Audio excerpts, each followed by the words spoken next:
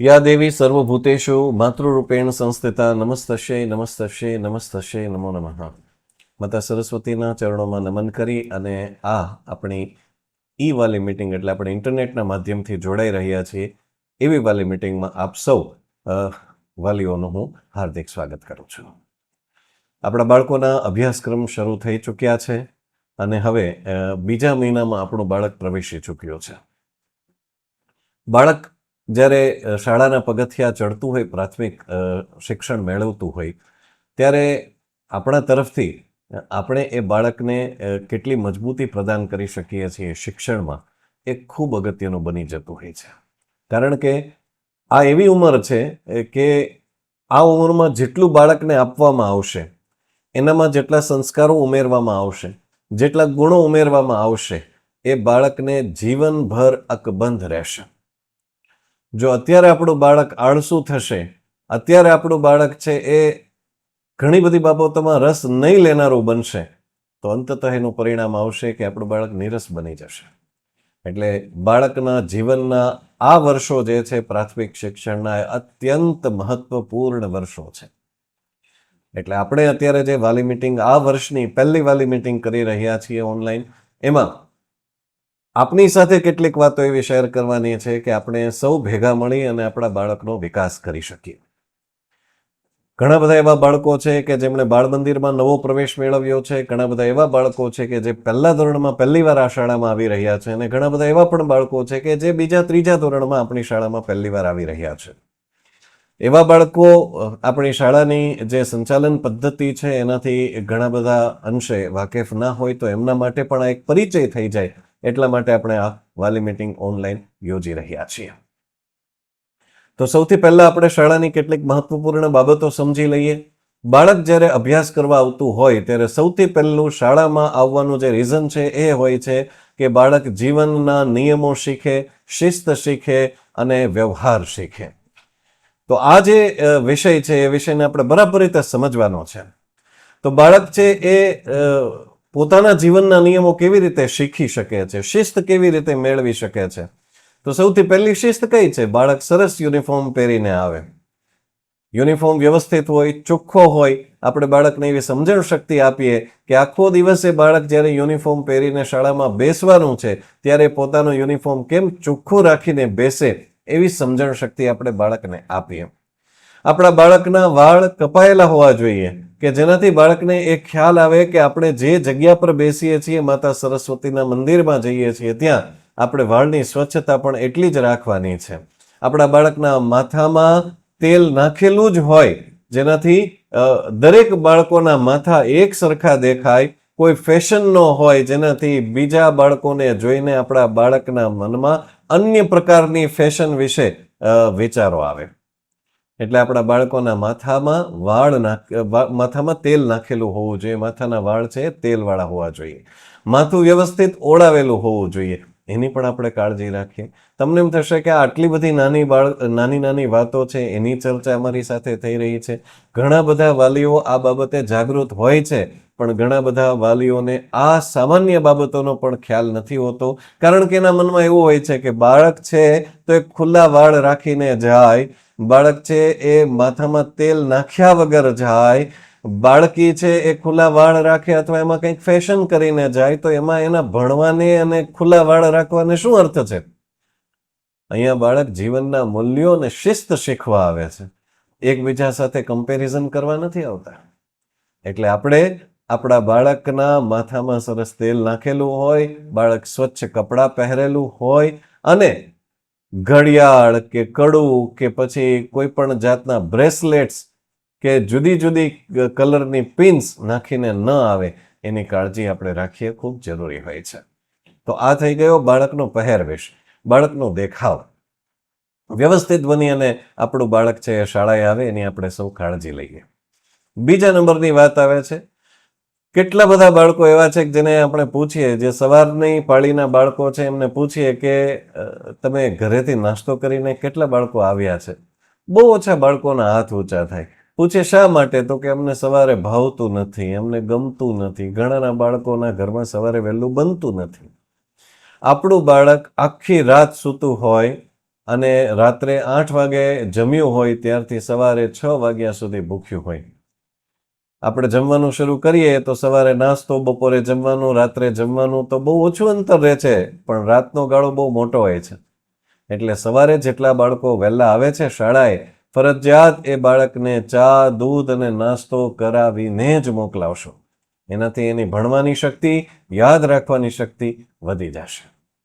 ત્યારબાદ આવે છે બાળકનો નાસ્તો, એટલે કે જે તમે બાળક સાથે ટિફિન બોક્સ મોકલાવો છો એ બાળકનું દિવસનું બીજું ફૂડ છે, તો એ પણ એટલું જ જરૂરી ફૂડ છે.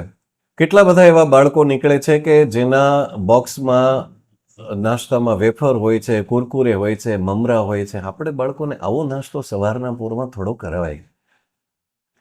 આપ સૌને ખાસ વિનંતી કરું છું કે આપના બાળકના ડબ્બામાં મહેરબાની કરીને આ પ્રકારના ફૂડ્સ નહીં મોકલશો. એનાથી બાળકનું સ્વાસ્થ્ય ખરાબ થાય છે, શિક્ષણ ખરાબ થાય છે, વિચાર શક્તિ ખરાબ થાય છે.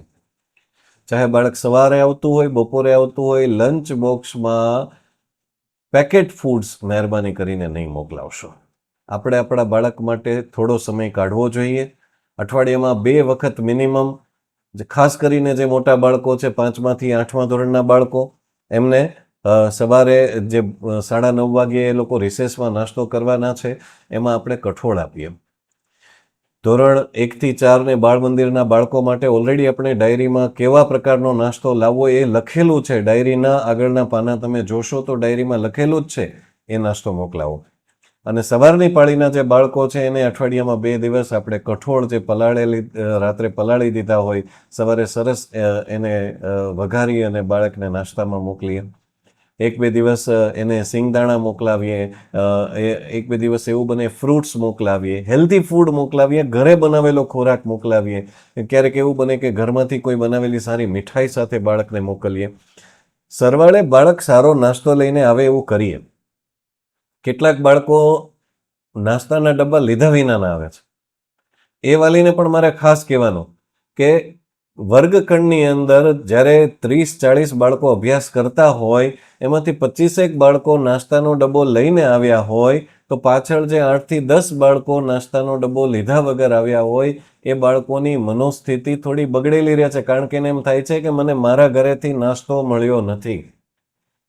કેટલાક સંજોગોમાં એને પોતાના ઘરની વ્યવસ્થા પ્રત્યે નારાજગી થાય છે, અને કેટલાક સંજોગોમાં જે બાળકો નાસ્તો લઈને આવ્યા હોય એમાંથી કેવી રીતે શેર કરીને પોતે નાસ્તો લઈ શકે એવી ભાવના એનામાં આવે છે. અન્ય બાળકોની સાથે નાસ્તો શેર કરવા તૈયારી હોય એ ખૂબ સારી વાત છે, એકતાની વાત છે.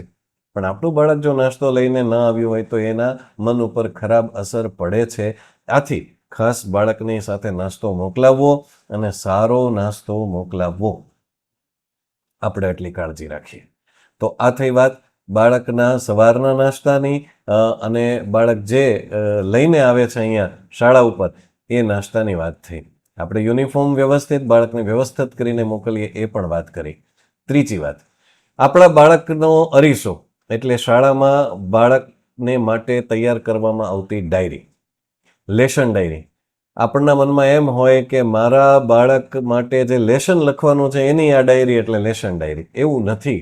આ ખાલી લેશન ડાયરી નથી, આપણા બાળકના વિકાસનો અરીસો છે. એટલે બાળકની દરરોજ લેશન ડાયરી તપાસવાનું રાખો. એમાં જે લેશન આપવામાં આવ્યું હોય છે લેશન નીચે તમે સહી કરો કે હવે મને જાણકારી મળી ગઈ છે કે મારા બાળકને આ હોમવર્ક આપેલું છે. તો ખાસ લેશન ડાયરીમાં સહી કરવાનો આગ્રહ રાખો. અને રાત્રે એ પણ તપાસ કરો બાળકની સાથે બેસીને કે જે લેશન આપ્યું છે આપણા બાળકે લેશન કર્યું કે નહીં. જો બાળકે લેશન નહીં કર્યું હોય તો અમે લેશન નહીં કરવાના ખાનામાં પણ સહી કરવા આપી હશે, તો ત્યાં પણ સહી કરો. ઘણા બધા વાલીઓ એવું વિચારે છે કે અમે સહી ના કરીએ, બાળકે લેશન નથી કર્યું તો સહી નહીં કરીએ અને શાળામાં ખીજાશે એટલે મારા છોકરાને ખબર પડશે કે લેશન કેમ લઈને નથી જવાતું. ના, એવું નથી. અમે તમને જાણકારી મળે એટલા માટે એમાં લખેલું છે કે બાળકે લેશન નથી કર્યું. અમને તો ખબર જ છે કે બાળકે લેશન નથી કર્યું. તમે સહી કરશો એટલે અમને ખબર પડશે કે એક વાલી તરીકે તમને જાણકારી મળી ગઈ છે કે તમારું બાળક લેશન વિનાનું આવ્યું હતું. તો આ રીતે આપણે દરરોજ આપણા બાળકની ડાયરીને જોશું અને સરસ રીતે એનું મોનિટરિંગ કરશું. બાળક જો શાળામાં કોઈ બાબતે મૂંઝાઈ રહ્યું છે, અટવાઈ રહ્યું છે, તો બાળક સાથે ચર્ચા કરો. જો બાળક અમને કહેતા, મોટાભાગે અમે એવું વાતાવરણ આપીએ છીએ કે બાળક સરસ રીતે અમારી સાથે ચર્ચા કરી શકે, પણ તેમ છતાંય જો એમ લાગે કે બાળક ક્યાંય અટવાય છે તો તમે અમારી સાથે ખુલ્લા મને આવી અને ચર્ચા કરી શકો છો. હું એમ કહું છું કે આપણે વાલી તરીકે શાળાએ પણ જવું જોઈએ, એના શિક્ષકોને મળવું જોઈએ, અમને લોકોને મળવું જોઈએ.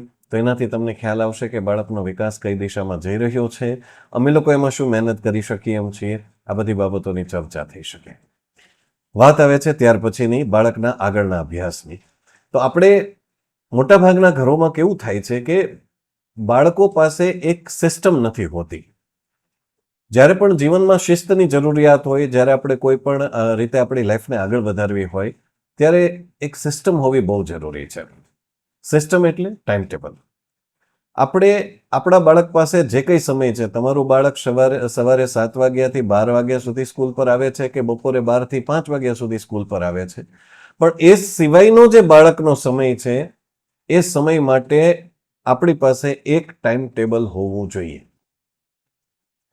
કેવું ટાઈમ ટેબલ હોય?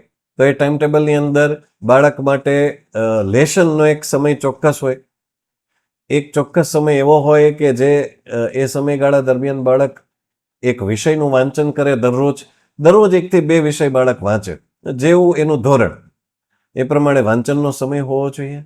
આપણા બાળક પાસે વાંચન સિવાયનું વાંચન, એટલે કે અભ્યાસ જે છે, અભ્યાસના સિવાય વાર્તાના પુસ્તકો આવતા હોય, અન્ય પુસ્તકો આવતા હોય કે જેમાંથી જ્ઞાન મેળવી શકાય, એ પુસ્તકોના વાંચન માટેનો એક સમય હોવો જોઈએ. આ સિવાય આપણું બાળકની અંદર કોઈક એક સ્કિલ ડેવલપ થાય, એનામાં એક કુશળતા આવે, એક આવડત ડેવલપ થાય. એક વાલી તરીકે તમે તમારું બાળક નાનું છે કે મોટું છે, એ બાળકની અંદર એક સ્કિલ ઉમેરાય એવું કંઈક શીખવો એને. જો બાળક મોટું છે તો એને શાક સુધારવા શીખવાડો, એ પણ એક આવડત જ છે. ઘરમાં તમારી દીકરીને તમે રોટલી બનાવતા શીખવાડો, એ પણ એક આવડત જ છે. તો નાની નાની કુશળતા, બાળક ડ્રોઈંગમાં સારું બને, બાળક સ્કેટિંગમાં સારું બને, બાળક સંગીતમાં સારું બને, આના માટે આપણે તૈયારીઓ કરી શકીએ છીએ. તો આપણે એક એવી તૈયારી કરીએ કે આપણું બાળક જે છે એક કુશળ બને, કોઈ સ્કિલ મેળવે. પછી આપણા બાળક માટે મોબાઈલનો એક ચોક્કસ સમય હોય. બાળકોને મોબાઈલ અને ટીવી એ હૃદયની અંદર વસી ગયેલા ઇન્સ્ટ્રુમેન્ટ્સ છે. ઘણા વાલીઓની તો એવી ફરિયાદ હોય છે કે બાળક મોબાઈલ મૂકતું જ નથી, ટીવીને મૂકતું જ નથી. એના માટે એક સમય આપો કે બાળક દિવસ દરમિયાન 15 મિનિટ 20 મિનિટ મોબાઈલ જોઈ શકે, એ અડધી કલાક ટીવી જોઈ શકે એવો એને સમય આપો. પણ આ સિવાય બાળક માત્ર ટીવી અને મોબાઈલ નહીં, બાળક રમતો રમે, પરિવારના સભ્યો સાથે રમતો રમી શકે, નાના બાળકો અન્ય એની જેવડા જે બાળકો છે એમની સાથે સોસાયટીમાં રમત રમી શકે, આવો પણ સમય આપો. આખું ટાઈમ ટેબલ એવું બેલેન્સ રીતે બનાવો વાલી તરીકે. તમે તમારા બાળકની હારે બેસો અને સમયને ઓળખો કે સવારનો સમય છે તો તેજસ્વી સમય છે, એ સમયનો ઉપયોગ ભણવામાં થાય. બપોરનો સમય એનાથી ઓછો સક્રિય હોય છે તો બાળકને એ સમયે કેવી રીતે અભ્યાસ કરાવવો, સાંજના સમયે કેવી રીતે બાળકને અભ્યાસ કરાવવો, એને જુદી જુદી પ્રવૃત્તિઓમાં કેવી રીતે રસ લેવડાવવો, બાળકને જુદું જુદું નોલેજ કેવી રીતે મળે એ જોવું, બાળકમાં કેવી કેવી આવડતો આપણે એક વાલી તરીકે ઉમેરી શકીએ છીએ એ જોવું. એવી રીતે સાયકોલોજીકલ ટાઈમ ટેબલ તૈયાર કરવું કે આપણો જે વિકાસ થયો છે ને એના કરતાં બાળકનો વિકાસ 50 ગણો થાય. આપણે આપણા બાળકના વિકાસ માટે બહુ મહેનત કરીએ છીએ. કેવી?